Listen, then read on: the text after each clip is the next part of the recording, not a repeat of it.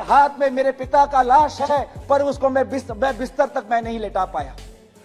कोई नहीं भूला मां गंगा के गोद में वो लाशें जो बह रही थी। इस समय पर सरकार इतनी क्रूर हो सकती है, मैंने कभी नहीं समझा कि जहां पे बेरोजगारी, जहां पे कोविड की महामारी, आपने क्या थोपा? एलपीजी गैस की दाम में बढ़ोतरी। आपने क्या थोपा? पेट्रोल और डीजल के दाम में बढ़ोतरी। आपने क्या थोपा? केरोसिन के दाम में बढ़ोतरी। क्या यह समय था? क्या यह समय था कि आप गरीब से आप पैसा ले? क्या यह समय था कि आप गरीब से आप पैसा लेकर और फिर यह तर्क दे कि हमने वैक्सीन दिया? अरे अगर आपके पास पैसों की इतनी अभाव थी तो बड़े बड़े कंपनी के मालिक से लो, जिनको आपने कॉर्पोरेट टैक्स में कितने प्रतिशत उनको माफ कर दिया। अगर सरकार के पास पैसे नहीं थे तो वह बड़े बड़े अरबपतियों से लेते, जिसका कर्जा आपने पब्लिक सेक्टर बैंक में आपने माफ किया। आज भी 2 टीका लगने के बावजूद भी आपके ही समष्टि में, आपके ही क्षेत्र में लोगों की मृत्यु हो रही है। वो बूढ़े हो सकते हैं, वो जवान हो सकते हैं, लेकिन लोगों की मृत्यु आज भी हो रही है। ये सच्चाई है। लेकिन मुझे बहुत अफसोस होता है कि सरकार आज जिस समय लोगों के प्रति सहानुभूति दिखानी चाहिए, लोगों के इस दर्द के समय, इस दुख के समय उनके साथ शामिल होना चाहिए, आप एक विशेष व्यक्ति की छवि को बचाने में लगे हुए हैं। आप अपनी ही छवि और अपनी ही पीठ को थपथपाने में लगे हैं। क्या आप भूल गए दूसरी महामारी में जब दूसरा लहर आया तो क्या स्थिति थी? क्या आप भूल गए कि आज भी हमारे दादा दादी आज घर से बाहर नहीं निकलते, उनको डर लगता है? क्या आप भूल गए हैं कि आज भी हमारे बच्चों को हम स्कूल नहीं भेजते क्योंकि हमको डर लगता है कि उनको कोविड हो जाएगा? आज डर और तनाव का माहौल है। लेकिन आप जिस प्रकार से छाती फैलाकर हंस हंस के प्रधानमंत्री मोदी जी का जय जय गान कर रहे हैं, यह गलत है। इस रास्ते पे मत जाइए, क्योंकि जब प्रजा आपसे सुनेगी, तो प्रजा को लगेगा, लोगों को लगेगा कि हां कोविड चला गया। फिर प्रजा को लगेगा कि क्यों हमको कोविड का दूसरा टीका लगाए। मोदी जी ने कहा, सत्ता पक्ष ने कहा कि कोविड पे जीत हमने हासिल कर ली, तो क्यों हम मास्क पहने, तो क्यों हम दूसरा टीका लगाएं?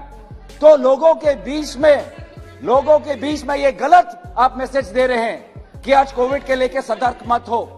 दुनिया ये गवाह है, इजराइल और अमेरिका में जहां पे 80% लोगों को 2 डोज मिल चुका है, वहां पर भी तीसरी लहर का संकट है। आज ओमाइक्रॉन वहीं से आ रहा है। लेकिन आज आप भारत के आवाम को क्या संदेश दे रहे हैं? कोई डरने की बात नहीं, कोई कोविड से डरने की बात नहीं। आप आइए, आप निर्वाचन में आइए, आप ऐसे करिए। आप भारत को सतर्क करने के लिए कहिए। आज मुझे याद आता है कि 2021 के प्रारंभ में, जनवरी में डावोस में जाकर प्रधानमंत्री जी ने कहा कि भारत ने कोविड पर विजय हासिल कर ली। क्या डावोस में वर्चुअल समिट में जब हुआ था तब उन्होंने कहा था? क्या आप भूल गए? जनवरी 2021 में आप, हमारे प्रधानमंत्री ने दुनिया के सामने बोल दिया कि भारत ने विजय हासिल की। और उसके बाद क्या नतीजा हुआ, क्या वास्तविकता है, हम सबको पता है। आप लोगों को क्रोनोलॉजी शब्द से बहुत लगाव है, तो क्रोनोलॉजी थोड़ा मैं भी आपको याद दिलाना चाहता हूं।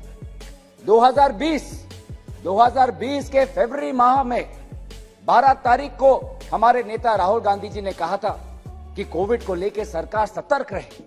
लेकिन उस समय के सरकार ने हम पे हंसे थे। और उस समय भी आपने यही कहा कि क्या कह रही है कांग्रेस पार्टी, क्या कह रही है राहुल गांधी जी? बेवजूदा की बातें कर रही है, बेवजूदा की बातें कर रहे हैं। और वही बातें आज सच साबित हुई, उन्हीं की बातें सच साबित हुई। मैं क्रोनोलॉजी पे आता हूं। जब 2020 के सितंबर में राहुल गांधी जी ने कहा कि वैक्सीन पे ध्यान दीजिए, भारत को के लोगों को वैक्सीन दीजिए, वैक्सीन का कवच दीजिए। उस समय भी आप लोगों ने यही आरोप हम पे लगाया कि क्या बात कर रही है कांग्रेस पार्टी, क्या बात कर रहे राहुल गांधी जी, क्यों लोगों के बीच में डर फैला रही है। लेकिन अगर आपने हमारी बात सुनी होती तो जिस समय भारत के लोगों को वैक्सीन की जरूरत होती जरूरत थी, आज वो उस समय आप वैक्सीन विदेश नहीं पहुंचाते। जिस समय हमें अपने देशवासियों को वैक्सीन देना था, आपने वैक्सीन बाहर दूसरे देशों को दी। आज मैं दोबारा राहुल गांधी जी ने, क्रोनोलॉजी में बताता हूं, तो राहुल गांधी जी ने मई महीने में कहा था कि आज आप आर्थिक व्यवस्था पे जोर दीजिए, आर्थिक व्यवस्था पे जोर दीजिए, क्योंकि कोरोना और लॉकडाउन के कारण जो आर्थिक व्यवस्था पे प्रभाव पड़ेगा उसके लिए हमें तैयार होना है। उस समय भी आपने यही आरोप लगाया कि डर फैला रहा है राहुल गांधी, झूठ बोल रहा है, अफवाह फैला रहा है। फिर क्या हुआ नतीजा? पिछले साल 10% हमारी जीडीपी गिरी। आप जाइए अपने गांवों में, आप पूछिए, मेरी बात मत मानिए, आप अपने ही गांव में जाके अपने लोगों से पूछिए क्या बेरोजगारी कमी है या बढ़ी है? क्या जिस समय जिस तरीके से कोविड से पहले उनका व्यापार चल रहा था, क्या आज चल रहा है? आप पूछिए अपने घरों में जो लोग काम करते हैं, आप उनसे पूछिए कि पहले उनके घरों में 2 व्यक्ति की नौकरी थी, आज 2 में से किसी एक को नौकरी का सुविधा मिल रहा है और एक व्यक्ति पूरे अपने आमदनी पर अपना घर चला रहा है। आप शायद इन बातों को नजरअंदाज करें, पर मुझे विश्वास है कि जो आज की वास्तविक हालात है, वो उस हालात को मैं आपके सामने प्रकाशित कर रहा हूं। आप चाहे जितना मेरे पे चिल्ला ले, आपके पास संख्या है, आप 300 है, लेकिन भारत के 130 करोड़ आबादी की जो सच्चाई है उसको आप परे नहीं कर सकते, उसको आप नजरअंदाज नहीं कर सकते। इन लोगों ने आपको चुना है, इन लोगों को आपसे अपेक्षा है कि जब महामारी आएगी और हम सरकारी अस्पताल में जाएंगे तो कोई हमारा ख्याल रखेगा। प्रधानमंत्री मोदी जी ने हमसे ताली बजवाया, तो जब हम प्रधानमंत्री मोदी जी के सरकारी अस्पताल में जाएंगे तो हमको बिस्तर मिलेगा, हमको वेंटिलेटर मिलेगा, हमको ऑक्सीजन मिलेगा, हमको दवाई मिलेगा, हमको डॉक्टर मिलेगा। और क्या हुआ? आज वेंटिलेटर, एक समय पे वेंटिलेटर और ऑक्सीजन की इतनी कमी थी कि आपको विदेश से लाना पड़ा। ये थी आपकी तैयारी कि विदेश से आपको भीख मांगना पड़ा कि दीजिए, आज हमारे पास वेंटिलेटर नहीं है, कॉन्सेंट्रेटर नहीं है। क्या आपको 2020 में पहली लहर में अंदाजा नहीं था कि कोविड के कारण हमारे फेफड़ों पर असर पड़ता है? 2020 में आपको ऑक्सीजन और वेंटिलेटर और बिस्तर की आपको पर्याप्त इंपोर्ट नहीं करनी चाहिए थी कि 2021 में आप इतनी देरी आपको हुई? आज इसीलिए बेबस महसूस कर रहा है। लोग पूछ रहा है कि कहां है मेरी सरकार? मैं गया सरकारी अस्पताल में, मुझे भेजा वहां। मैं अस्पताल के अंदर मैं घुस भी नहीं पाया, ना एम्बुलेंस थी। मेरे हाथ में मेरे पिता का लाश है, पर उसको मैं बिस्तर तक मैं नहीं लेटा पाया।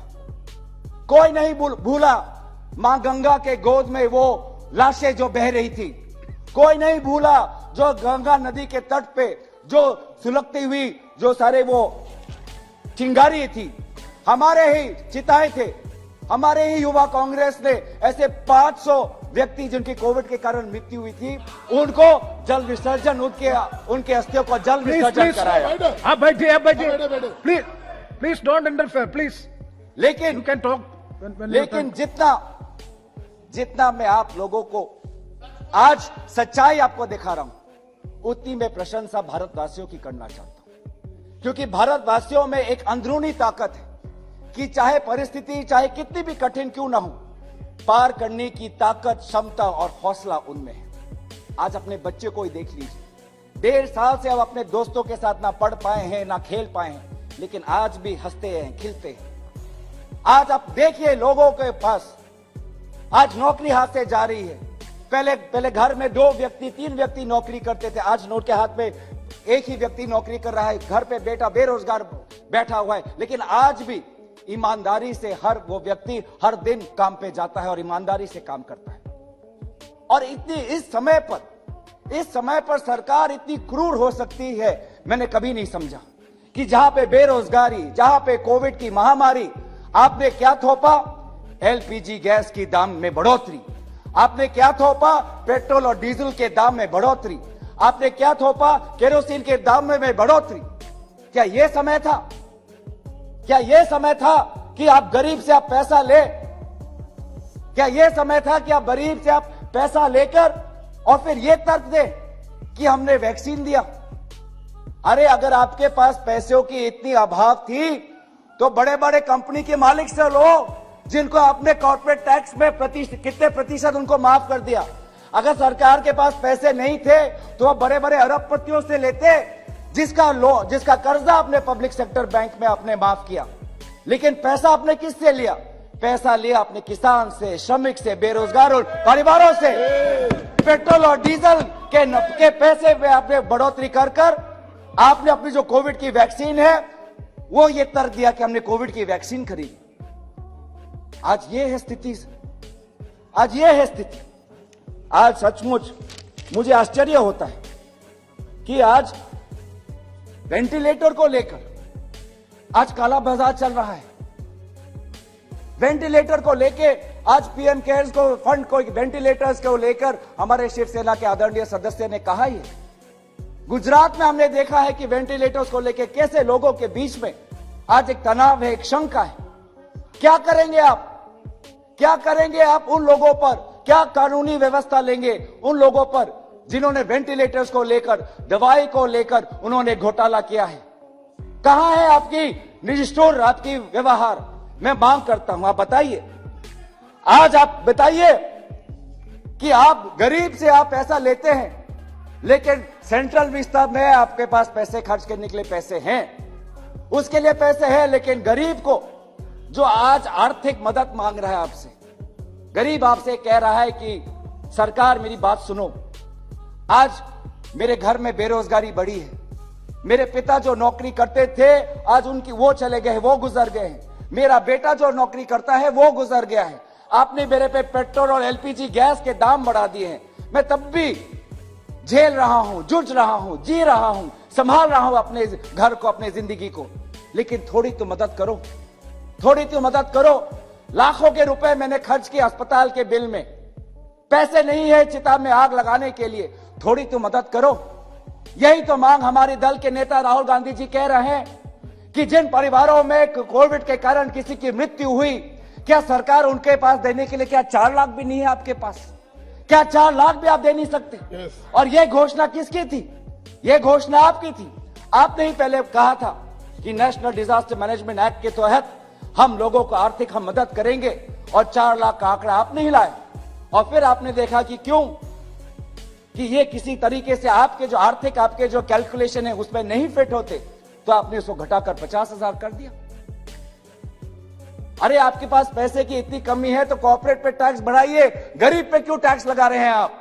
पेट्रोल का टैक्स, डीजल का टैक्स, जीएसटी का टैक्स, यही मांग है। क्या ये मांग जायज नहीं?